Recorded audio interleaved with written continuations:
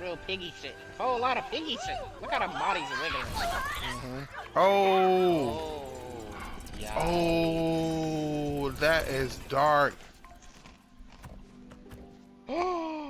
That, what the f? What the hell, Come Zoe? on, man. What? Oh God!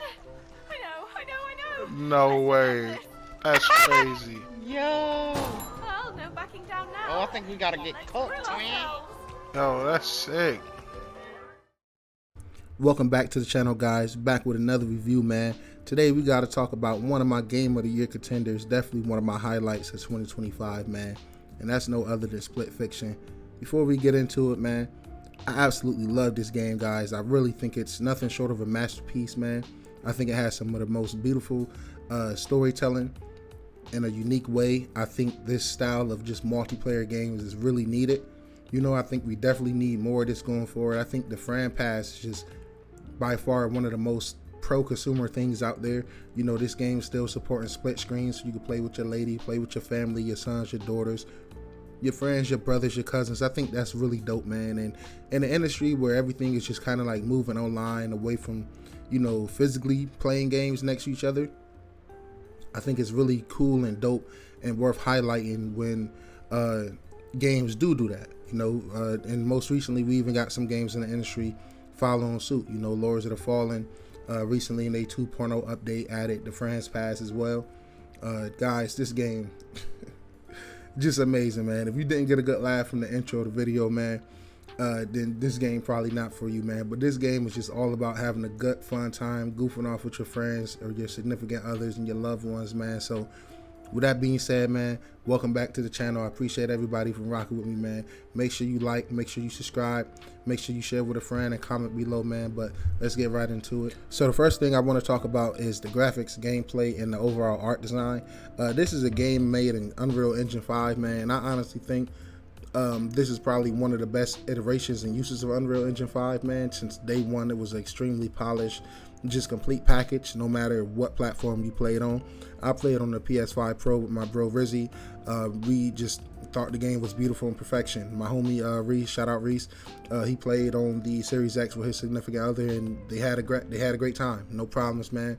Digital Foundry and they, you know, breakdown said this was just an all-around polished great game, and I think that's really important, especially when you consider a price tag of $50. You know, we got a lot of $70 games out here. You know, fuck you Nintendo with the $80 and $90 games on the horizon, and I'm pretty sure like most of those games won't be as technically and just bug free and just a smooth polished experience day one out of the box, out of the package, man. And I think that was just a awesome thing to have nowadays, because we don't get that too often. You know, we always got to, you know, make sacrifices. Sometimes you want to do 30, you want to do 60. So just having a beautiful 4K pristine clean image at 60 frames per second with really dope gameplay and a beautiful art design throughout the different worlds, I thought was really unique, man. This is one of those games where the more you play, the more you'll be impressed. You know, it is certain stages in here, like the tooth stage you guys might see in the background. Like, it is certain stages in this game that you can just completely miss, you know, secret stages, and every stage and every level in this game was just unique, different, a fresh breath of air, and it just kept the game fresh every step throughout the journey, man. The art design was just fantastic. I loved just using the environment. I just love having to rely on the homie, man, and we just had so many great moments of just laughing and just dicking around, man, because it's just a fun game. It just makes you want to look around every corner and see if you is missing anything. But it's also a straight, like, pretty much shot forward experience, you know. And I honestly felt like nothing really dragged on. You know, no sections was overly long or overly drawn out. And all the footage that I'm putting in this video is pretty much stuff from the beginning half of the game. Because, guys, I think, like, the game really shines all throughout. But those last 3-4 stages of the game and those boss fights that I won't spoil was just so really well done, and it solidified that this is definitely, probably when it's all said and done, going to be a top 5 game of 2025. But the next thing I wanted to touch on is the music, the sound design, and the voice acting, which I all thought was like pretty great. The music seems to fit all of the scenes. The sound design was absolutely fantastic, especially playing on a PS5, so having a DualSense iteration going along with some of the things I was hearing, like it's a section where you're inside of a certain creature and you're hearing a heartbeat, and hearing it in my headphones and then feeling it in my hands, I thought that was really dope. I thought the voice acting all around was just pretty decent. The main two protagonists wasn't nothing groundbreaking, but I will say they just continue to grow on me throughout the game. Their personal stories about, you know, how they're dealing with grief and things like that was just kind of really relatable, you know. And with that being said, that takes me into the next section we're going to talk about, which is the story and attention to detail. So you guys know I don't spoil stories over here. Like I just mentioned, I'm not going to put any of the, let's say, like later half combat and puzzle sections into the game. This is just all early stuff, but I thought the story was really well done, especially for this style of a game. I was definitely intrigued and interested in figuring out what's going on. I thought the main overall villain was great. He was definitely annoying as hell, and he definitely makes you hate him.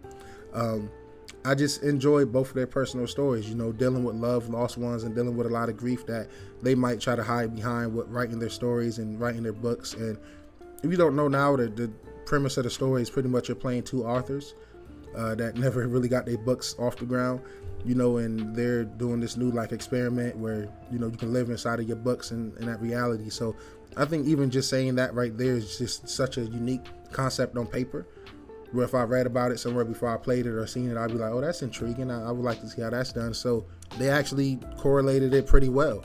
I thought the story was dope. It was gripping at times, and they even had a few touchy emotional sections. You know, I didn't really lock into those certain emotional sections so deeply because, you know, I'm playing with my brother, my homie. Shout out my boy Rez, man, and the shit was just so funny, man. We really couldn't keep a serious section or moment throughout the game because we just always joking and talking shit to each other, man. And I think the replayability is really high on this game, man. I probably will go back and try to get the platinum at some point. I'm not really rushing it, man. I'm just really right now at this point just taking it all in. It was a couple dope secret things that we did that was kind of evil or shouldn't have did. You know, my mind all over the place, just wanting to check things out. So I would throw things at certain things and certain trophies will pop. You know what I'm saying? But this is definitely one of them games that you can replay, and not only just replay with the same person, you can replay this game with different people. You know, like I said, I played this with my brother Riz, but my girl not super deep into video games, but this is definitely a game that I would love to play with her.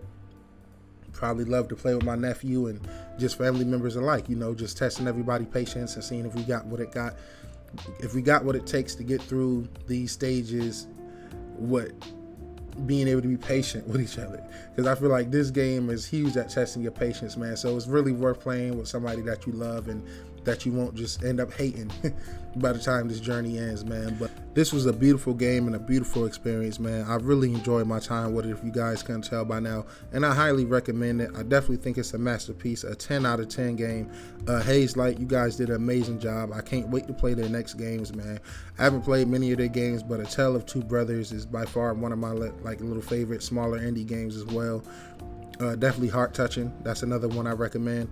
I plan on going back and playing It Takes Two, but I highly recommend this game. Make sure you leave a like, make sure you subscribe. We need more games like Split Fiction. This game is a masterpiece, and I'll catch you guys in the next one. Peace.